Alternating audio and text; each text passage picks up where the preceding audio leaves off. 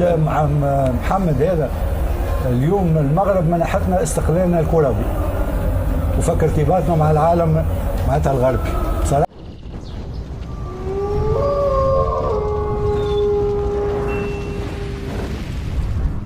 راح باش تعطي ثقة كبيرة للمنتخبات العربية. حلوة اللقطة. المنتخبات العربية والمنتخبات الإفريقية، ويعرفوا أن ما وصلوا للمستوى هذا أن أماتهم راضين عليهم، وهذا دور هام جدا للأمهات.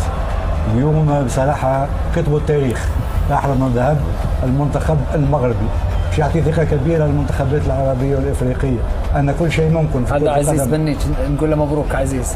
قالها بكين باور مرة، قال إفريقيا باش توصل نهار تفوز بكأس العالم، الناس الكل ضحكت عليه. اليوم المغرب عندها إمكانية الفوز بكأس العالم. اليوم وصلنا الدور نصف النهائي، 25% حظوظ الآن الفوز بكأس العالم، 1 من 4 180 دقيقة والمغرب يفوز بكأس العالم. هذا ما نتمناه إن شاء الله، وهذا ما نتمناه للمغرب، لأنه اليوم قدموا مباراة بطولية، لأن الشيء ممتاز اليوم 4 و5 تغييرات، واللاعبين على دكة الاحتياط هم اللي جابوا المباراة. كانوا نجوم المباراة، كانوا نجوم المباراة، اللاعبين على دكة الاحتياط كانوا نجوم المباراة.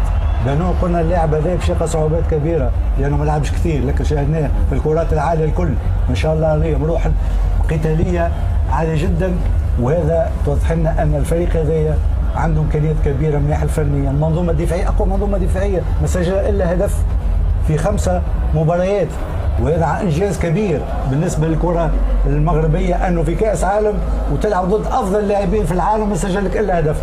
وفي شيء آخر بشيبو، أنه ولا لاعب تألق كبير لما لعب ضد المغرب. أعطيني لاعب تألق لما لعب، وهي توضح لنا قيمة المنظومة الدفاعية للمنتخب المغربي.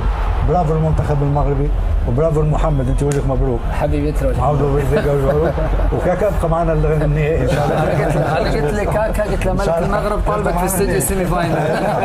تعال ننتقل، خلينا نمشي كاكا.